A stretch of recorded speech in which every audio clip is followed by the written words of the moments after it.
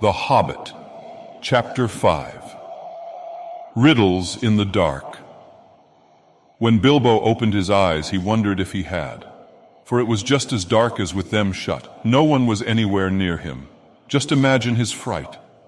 He could hear nothing, see nothing, and he could feel nothing except the stone of the floor. Very slowly he got up and groped about on all fours till he touched the wall of the tunnel, but neither up nor down it could he find anything. Nothing at all, no sign of goblins, no sign of dwarves. His head was swimming, and he was far from certain even of the direction they had been going in when he had his fall. He guessed as well as he could, and crawled along for a good way, till suddenly his hand met what felt like a tiny ring of cold metal lying on the floor of the tunnel. It was a turning point in his career, but he did not know it. He put the ring in his pocket almost without thinking. Certainly it did not seem of any particular use at the moment. He did not go much further, but sat down on the cold floor and gave himself up to complete miserableness for a long while. He thought of himself frying bacon and eggs in his own kitchen at home, for he could feel inside that it was high time for some meal or other. But that only made him miserabler. He could not think what to do, nor could he think what had happened, or why he had been left behind, or why, if he had been left behind, the goblins had not caught him, or even why his head was so sore. The truth was, he had been lying quiet, out of sight and out of mind, in a very dark corner for a long while. After some time he felt for his pipe. It was not broken, and that was something. Then he felt for his pouch, and there was some tobacco in it, and that was something more. Then he felt for matches, and he could not find any at all, and that shattered his hopes completely. Just as well for him as he agreed when he came to his senses. Goodness knows what the striking of matches and the smell of tobacco would have brought on him out of dark holes in that horrible place. Still at the moment he felt very crushed. But in slapping all his pockets and feeling all round himself for matches, his hand came on the hilt of his little sword, the little dagger that he got from the trolls, and that he had quite forgotten, nor do the goblins seem to have noticed it, as he wore it inside his breeches. Now he drew it out. It shone pale and dim before his eyes. So it is an elvish blade, too, he thought, and goblins are not very near, and yet not far enough. But somehow he was comforted. It was rather splendid to be wearing a blade made in Gondolin for the goblin wars of which so many songs had sung. And also he had noticed that such weapons made a great impression on goblins that came upon them suddenly. Go back, he thought. No good at all. Go sideways. Impossible. Go forward. Only thing to do. On we go. So up he got, and trotted along with his little sword held in front of him and one hand feeling the wall, and his heart all of a patter and a pitter. Now certainly Bilbo was in what is called a tight place. But you must remember it was not quite so tight for him as it would have been for me or for you. Hobbits are not quite like ordinary people. And after all, if their holes are nice, cheery places and properly aired, quite different from the tunnels of the goblins, still they are more used to tunneling than we are, and they do not easily lose their sense of direction underground, not when their heads have recovered from being bumped.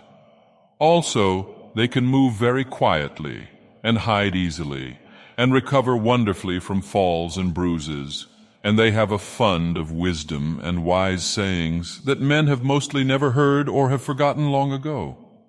I should not have liked to have been in Mr. Baggin's place all the same. The tunnel seemed to have no end. All he knew was that it was still going down pretty steadily and keeping in the same direction in spite of a twist and a turn or two. There were passages leading off to the side every now and then, as he knew by the glimmer of his sword, or could feel with his hand on the wall. Of these he took no notice, except to hurry past for fear of goblins or half-imagined dark things coming out of them. On he went, and down, and still he heard no sound of anything except the occasional whir of a bat by his ears, which startled him at first, till it became too frequent to bother about. I do not know how long he kept on like this, hating to go on, not daring to stop, on, until he was tireder than tired. It seemed like all the way to tomorrow and over it to the days beyond. Suddenly, without any warning, he trotted splash into water. Ugh, it was icy cold. That pulled him up sharp and short. He did not know whether it was just a pool in the path, or the edge of an underground stream that crossed the passage, or the brink of a deep, dark subterranean lake. The sword was hardly shining at all. He stopped, and he could hear, when he listened hard, drops drip, drip, dripping from an unseen roof into the water below. But there seemed no other sort of sound. So it is a pool or a lake and not an underground river, he thought. Still he did not dare to wade out into the darkness. He could not swim. And he thought, too, of nasty, slimy things, with big, bulging, blind eyes wriggling in the water. There are strange things living in the pools and lakes in the hearts of mountains. Fish whose fathers swam in, goodness only knows how many years ago, and never swam out again, while their eyes grew bigger and bigger and bigger from trying to see in the blackness. Also, there are other things more slimy than fish. Even in the tunnels and caves the goblins have made for themselves, there are other things living unbeknown to them that have sneaked in from outside to lie up in the dark. Some of these caves, too, go back in their beginnings to ages before the goblins, who only widened them and joined them up with passages. And the original owners are still there in odd corners, slinking and nosing about. Deep down here by the dark water lived old Gollum, a small, slimy creature. I don't know where he came from, nor who or what he was. He was Gollum, as dark as darkness, except for two big, round, pale eyes in his thin face. He had a little boat, and he rowed about quite quietly on the lake. For lake it was, wide and deep and deadly cold. He paddled it with large feet dangling over the side, but never a ripple did he make. Not he. He was looking out of his pale lamp-like eyes for blind fish, which he grabbed with his long fingers as quick as thinking. He liked meat, too. Goblin he thought good when he could get it, but he took care they never found him out. He just throttled them from behind, if they ever came down alone anywhere near the edge of the water while he was prowling about. They very seldom did, for they had a feeling that something unpleasant was lurking down there, down at the very roots of the mountain. They had come on the lake when they were tunneling down long ago, and they found they could go no further. So there their road ended in that direction, and there was no reason to go that way unless the great goblin sent them. Sometimes he took a fancy for fish from the lake, and sometimes neither goblin nor fish came back. Actually, Gollum lived on a slimy island of rock in the middle of the lake. He was watching Bilbo now from the distance with his pale eyes like telescopes. Bilbo could not see him, but he was wondering a lot about Bilbo, for he could see that he was no goblin at all. Gollum got into his boat and shot off from the island, while Bilbo was sitting on the brink, altogether flummoxed and at the end of his way and his wits. Suddenly up came Gollum and whispered and hissed, "Bless us and splash us, my precious sis. I guess it's a choice feast. At least a tasty morsel it'd make us, Gollum." And when he said Gollum, he made a horrible swallowing noise in his throat. That is how he got his name, though he always called himself my precious. The Hobbit jumped nearly out of his skin when the hiss came in his ears, and he suddenly saw the pale eyes sticking out at him. "Who are you?" he said, thrusting his dagger in front of him. "What is he, my precious?" whispered Gollum, who always spoke to himself through never having anyone else to speak to. This is what he had come to find out, for he was not really very hungry at the moment, only curious. Otherwise he would have grabbed first and whispered afterwards. "I am Mr. Bilbo Baggins. I have lost the dwarves and I have lost the wizard, and I don't know where I am, and I don't want to know, if only I can get away." "What's he got in his handses?" said Gollum, looking at the sword, which he did not quite like. "A sword, a blade, which came out of Gondolin." "Sss," said Gollum, and became quite polite. "P'raps you sits here and chats with it a bitsy, my precious. It like Riddles, p'raps it does it?"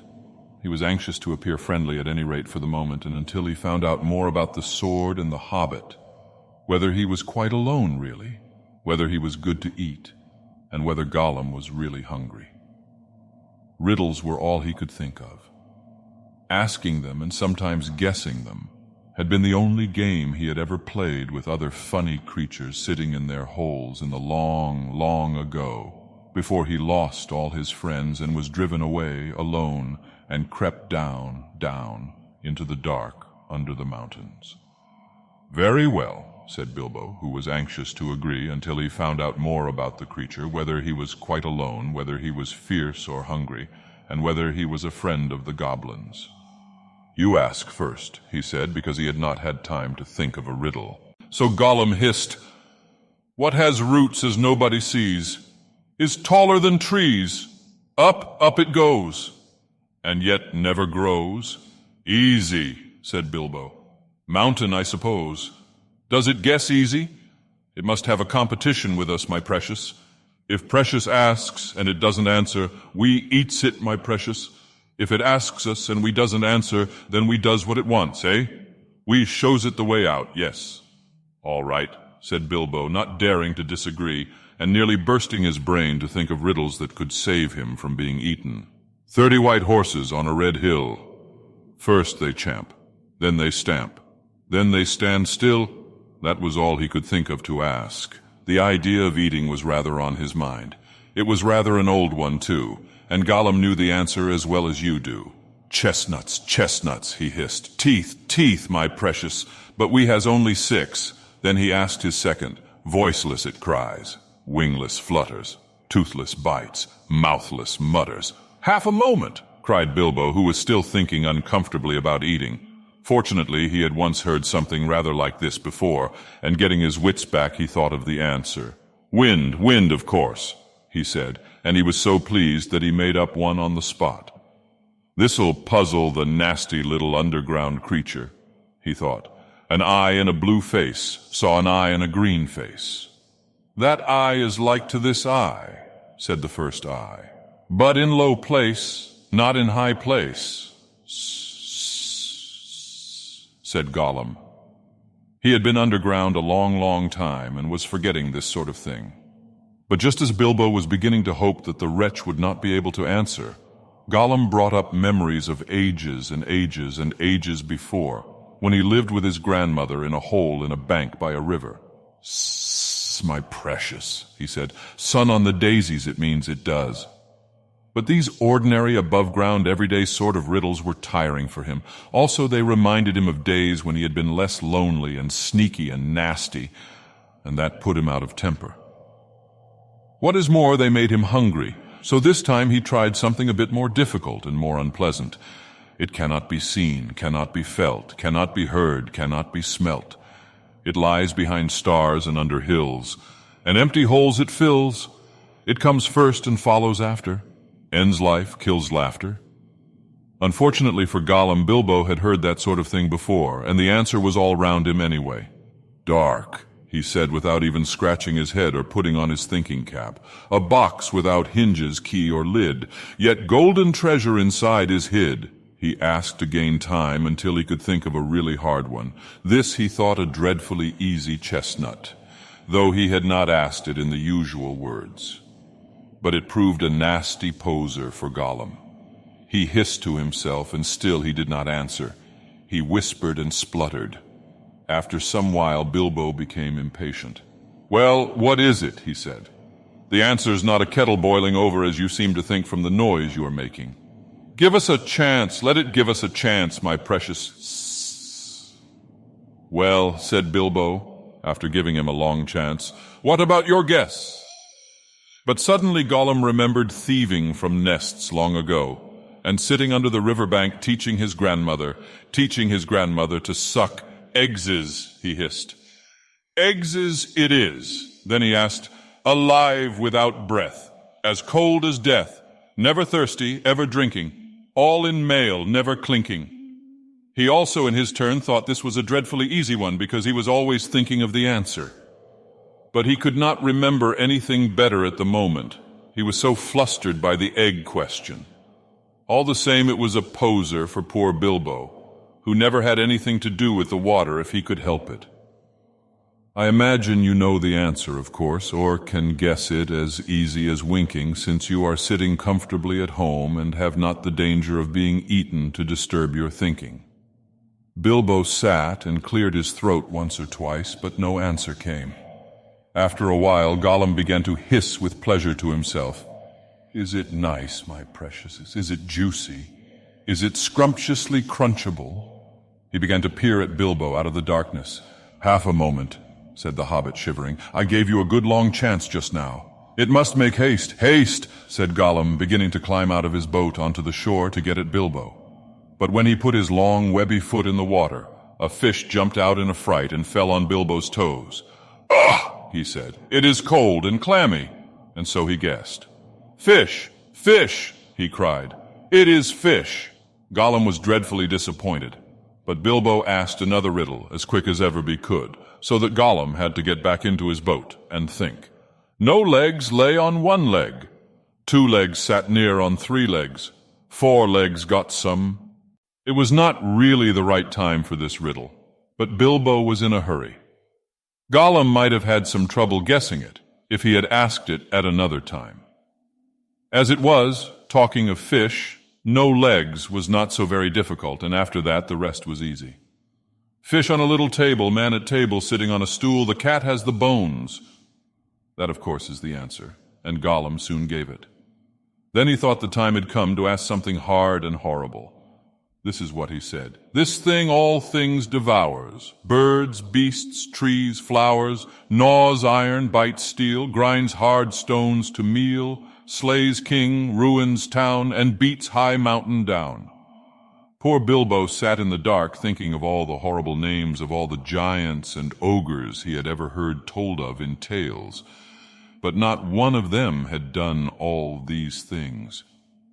He had a feeling that the answer was quite different, and that he ought to know it, but he could not think of it. He began to get frightened, and that is bad for thinking. Gollum began to get out of his boat. He flapped into the water and paddled to the bank. Bilbo could see his eyes coming towards him. His tongue seemed to stick in his mouth. He wanted to shout out, "Give me more time! Give me time!" But all that came out with a sudden squeal was, "Time, time." Bilbo was saved by pure luck, for that, of course, was the answer. Gollum was disappointed once more, and now he was getting angry and also tired of the game. It had made him very hungry indeed. This time he did not go back to the boat. He sat down in the dark by Bilbo. That made the Hobbit most dreadfully uncomfortable and scattered his wits. "It's got to ask us a question, my precious." "Yes, yes, yes. Just one more question to guess. Yes, yes," said Gollum. But Bilbo simply could not think of any question with that nasty, wet, cold thing sitting next to him and pawing and poking him. He scratched himself. He pinched himself. Still he could not think of anything. Ask us, said Gollum. Bilbo pinched himself and slapped himself. He gripped on his little sword. He even felt in his pocket with his other hand. There he found the ring he had picked up in the passage and forgotten about. "What have I got in my pocket?" he said aloud. He was talking to himself, but Gollum thought it was a riddle, and he was frightfully upset. Not fair, he hissed. "It isn't fair, my precious, is it, to ask us what it's got in its nasty little pocketses?" Bilbo, seeing what had happened and having nothing better to ask, stuck to his question. "What have I got in my pocket?" he said louder. "Sssss," hissed Gollum. "It must give us 3 guesses, my precious, 3 guesses." "Very well. Guess away," said Bilbo. "Handses," said Gollum. "Wrong," said Bilbo, who had luckily just taken his hand out again. "Guess again." "Sssss," said Gollum, more upset than ever. He thought of all the things he kept in his own pockets. Fish bones, goblins' teeth, wet shells, a bit of bat wing, a sharp stone to sharpen his fangs on, and other nasty things. He tried to think what other people kept in their pockets. "Knife," he said at last. "Wrong," said Bilbo, who had lost his some time ago. "Last guess." Now Gollum was in a much worse state than when Bilbo had asked him the egg question. He hissed and spluttered and rocked himself backwards and forwards and slapped his feet on the floor and wriggled and squirmed, but still he did not dare to waste his last guess. "Come on," said Bilbo. "I am waiting." He tried to sound bold and cheerful, but he did not feel at all sure how the game was going to end, whether Gollum guessed right or not. "Time's up," he said. "String or nothing," shrieked Gollum, which was not quite fair, working in two guesses at once. "Both wrong," cried Bilbo, very much relieved, and he jumped at once to his feet, put his back to the nearest wall, and held out his little sword. He knew, of course, that the riddle game was sacred and of immense antiquity, and even wicked creatures were afraid to cheat when they played at it. But he felt he could not trust this slimy thing to keep any promise at a pinch. Any excuse would do for him to slide out of it. And after all, that last question had not been a genuine riddle according to the ancient laws. But at any rate, Gollum did not at once attack him. He could see the sword in Bilbo's hand. He sat still, shivering and whispering. At last Bilbo could wait no longer. "Well," he said, "what about your promise? I want to go. You must show me the way."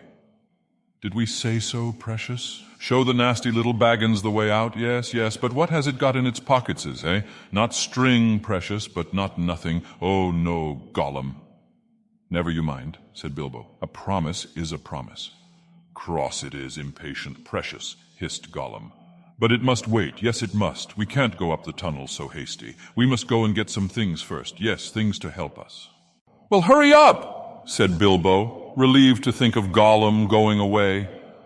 He thought he was just making an excuse and did not mean to come back. What was Gollum talking about? What useful thing could he keep out on the dark lake? But he was wrong. Gollum did mean to come back. He was angry now and hungry, and he was a miserable, wicked creature, and already he had a plan. Not far away was his island, of which Bilbo knew nothing, and there in his hiding place he kept a few wretched oddments, and one very beautiful thing. Very beautiful, very wonderful. He had a ring, a golden ring, a precious ring. "My birthday present," he whispered to himself, as he had often done in the endless dark days. "That's what we wants now, yes. We wants it." He wanted it because it was a ring of power, and if you slipped that ring on your finger, you were invisible. Only in the full sunlight could you be seen, and then only by your shadow, and that would be shaky and faint.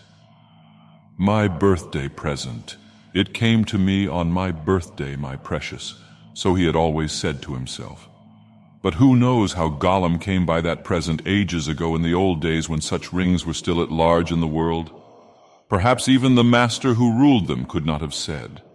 Gollum used to wear it at first, till it tired him, and then he kept it in a pouch next his skin, till it galled him, and now usually he hid it in a hole in the rock on his island, and was always going back to look at it.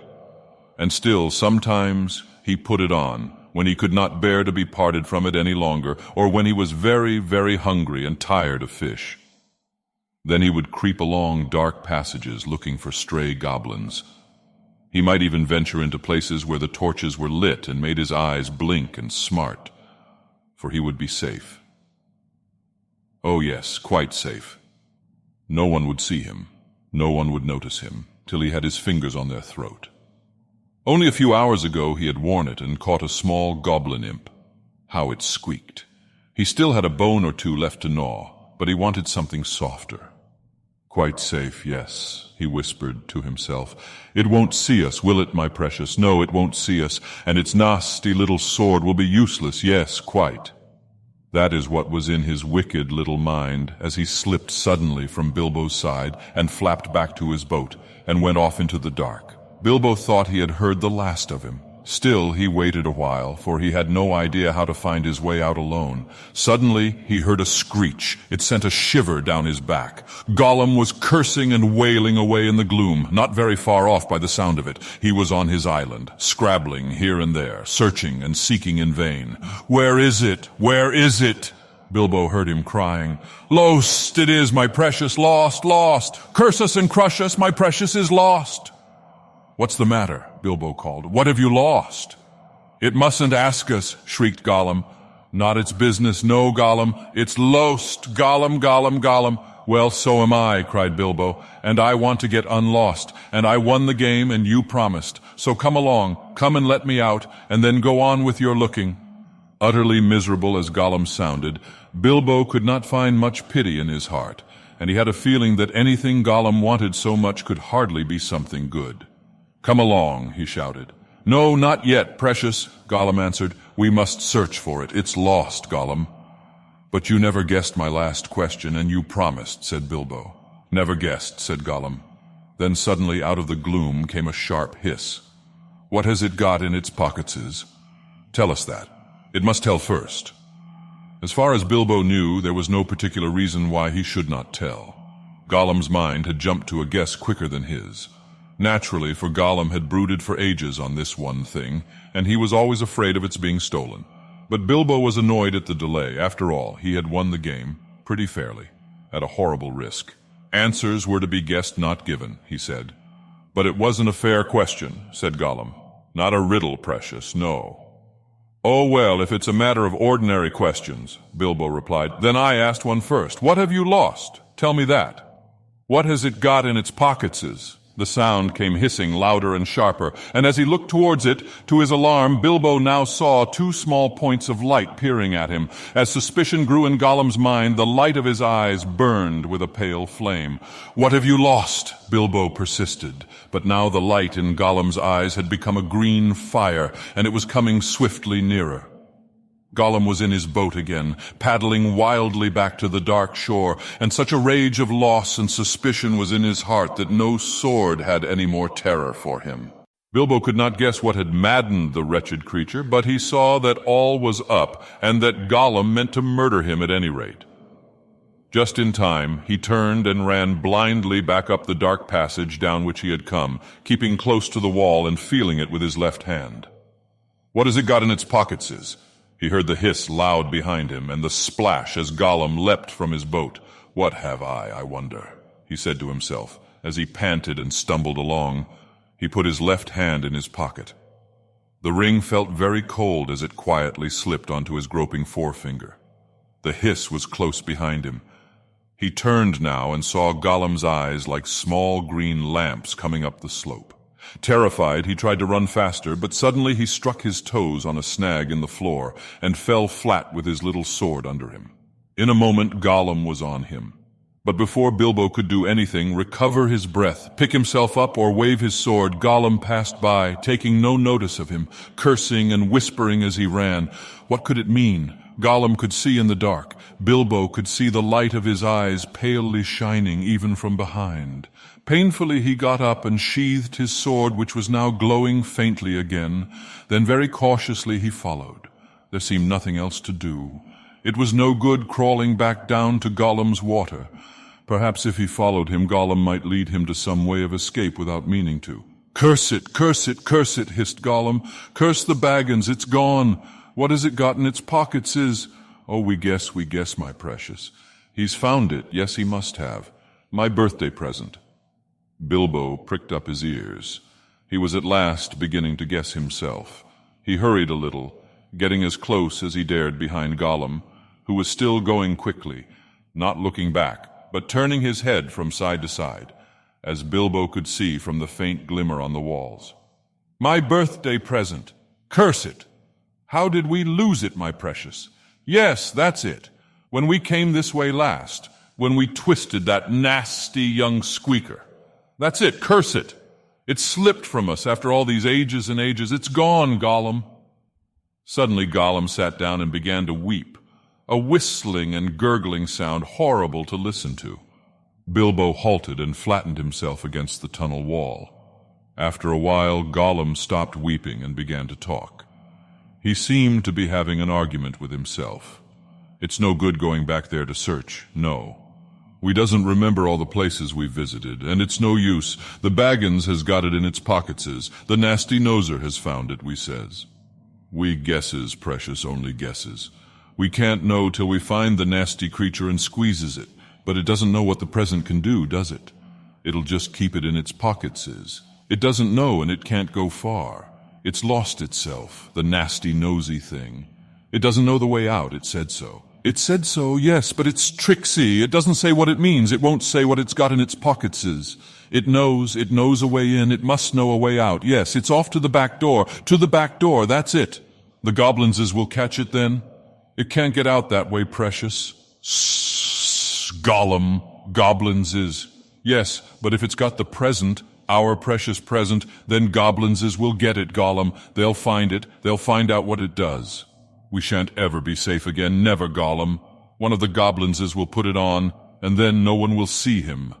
He'll be there, but not seen. Not even our clever eyeses will notice him, and he'll come creepsy and tricksy and catch us, Gollum, Gollum. Then let's stop talking, precious, and make haste. If the Baggins has gone that way, we must go quick and see. Go, not far now. Make haste. With a spring, Gollum got up and started shambling off at a great pace. Bilbo hurried after him, still cautiously, though his chief fear now was of tripping on another snag and falling with a noise. His head was in a whirl of hope and wonder. It seemed that the ring he had was a magic ring. It made you invisible. He had heard of such things, of course, in old tales, but it was hard to believe that he really had found one by accident. Still, there it was. Gollum, with his bright eyes, had passed him by, only a yard to one side. On they went, Gollum flip-flapping ahead, hissing and cursing, Bilbo behind, going as softly as a hobbit can.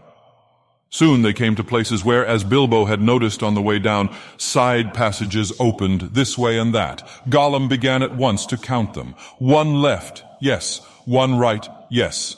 2 right, yes, yes. 2 left, yes, yes. And so on and on. As the count grew, he slowed down and he began to get shaky and weepy, for he was leaving the water further and further behind, and he was getting afraid. Goblins might be about, and he had lost his ring. At last he stopped by a low opening on their left as they went up. 7 right, yes. 6 left, yes, he whispered. This is it. This is the way to the back door, yes. Here's the passage. He peered in and shrank back. But we dursn't go in, precious. No, we dursn't. Goblins is down there. Lots of goblins is. We smells them. Sss. What shall we do? Curse them and crush them. We must wait here, precious. Wait a bit and see. So they came to a dead stop. Gollum had brought Bilbo to the way out after all. But Bilbo could not get in. There was Gollum sitting humped up right in the opening, and his eyes gleamed cold in his head as he swayed it from side to side between his knees.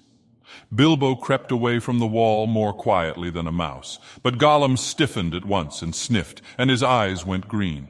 He hissed softly but menacingly. He could not see the hobbit, but now he was on the alert, and he had other senses that the darkness had sharpened, hearing and smell.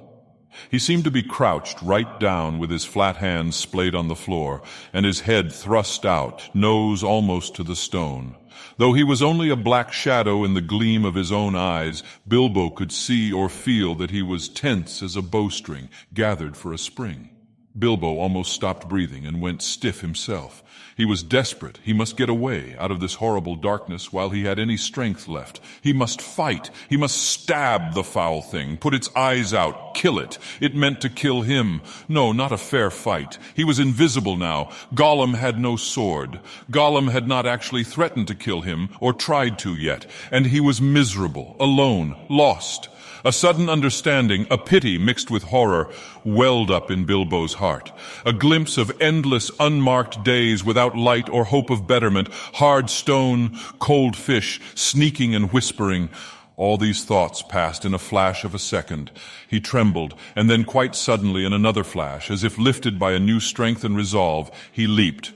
No great leap for a man, but a leap in the dark. Straight over Gollum's head he jumped, 7 feet forward and 3 in the air. Indeed, had he known it, he only just missed cracking his skull on the low arch of the passage. Gollum threw himself backwards and grabbed as the hobbit flew over him, but too late. His hands snapped on thin air, and Bilbo, falling fair on his sturdy feet, sped off down the new tunnel. He did not turn to see what Gollum was doing. There was a hissing and cursing almost at his heels at first, then it stopped. All at once there came a blood-curdling shriek filled with hatred and despair. Gollum was defeated. He dared go no further. He had lost his prey and lost, too, the only thing he had ever cared for, his precious. The cry brought Bilbo's heart to his mouth, but still he held on. Now faint as an echo, but menacing, the voice came behind. "Thief, thief, thief! Baggins, we hates it, we hates it, we hates it forever!" Then there was a silence. But that too seemed menacing to Bilbo.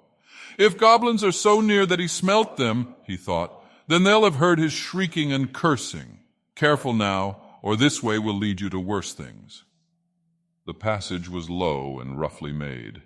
It was not too difficult for the hobbit, except when, in spite of all care, he stubbed his poor toes again several times on nasty, jagged stones in the floor.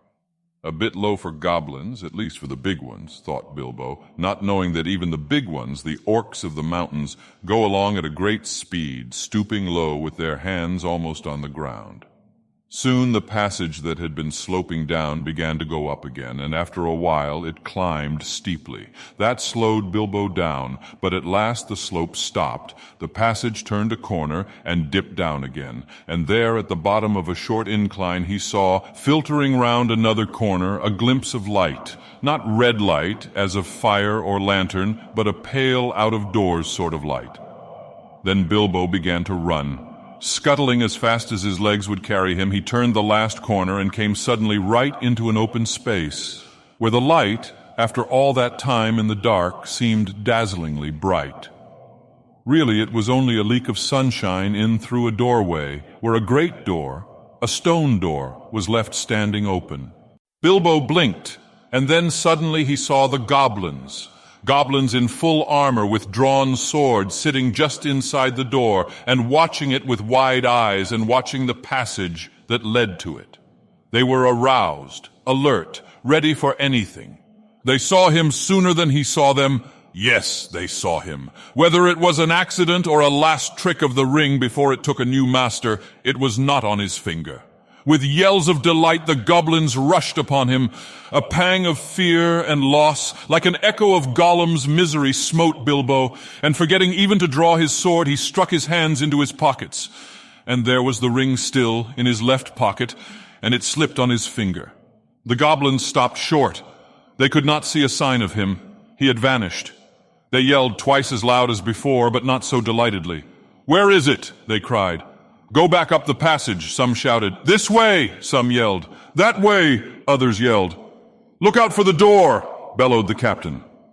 Whistles blew, armor clashed, swords rattled, goblins cursed and swore and ran hither and thither, falling over one another and getting very angry. There was a terrible outcry, to-do, and disturbance.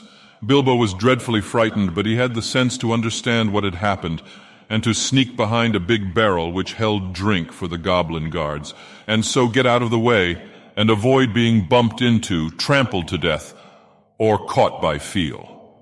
"I must get to the door. I must get to the door," he kept on saying to himself, but it was a long time before he ventured to try. Then it was like a horrible game of blind man's buff.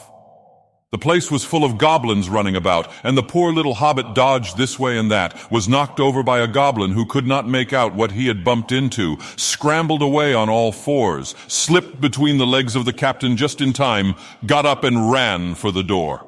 It was still ajar, but a goblin had pushed it nearly to. Bilbo struggled, but he could not move it. He tried to squeeze through the crack. He squeezed, and he stuck. It was awful. His buttons had got wedged on the edge of the door and the doorpost. He could see outside into the open air. There were a few steps running down into a narrow valley between tall mountains. The sun came out from behind a cloud and shone bright on the outside of the door, but he could not get through. Suddenly one of the goblins inside shouted, "There is a shadow by the door! Something is outside!" Bilbo's heart jumped into his mouth. He gave a terrific squirm. Buttons burst off in all directions. He was through with a torn coat and waistcoat, leaping down the steps like a goat, while bewildered goblins were still picking up his nice brass buttons on the doorstep. Of course, they soon came down after him, hooting and hallooing and hunting among the trees. But they don't like the sun. It makes their legs wobble and their heads giddy. They could not find Bilbo with the ring on, slipping in and out of the shadow of the trees, running quick and quiet and keeping out of the sun. So soon they went back grumbling and cursing to guard the door. Bilbo had escaped.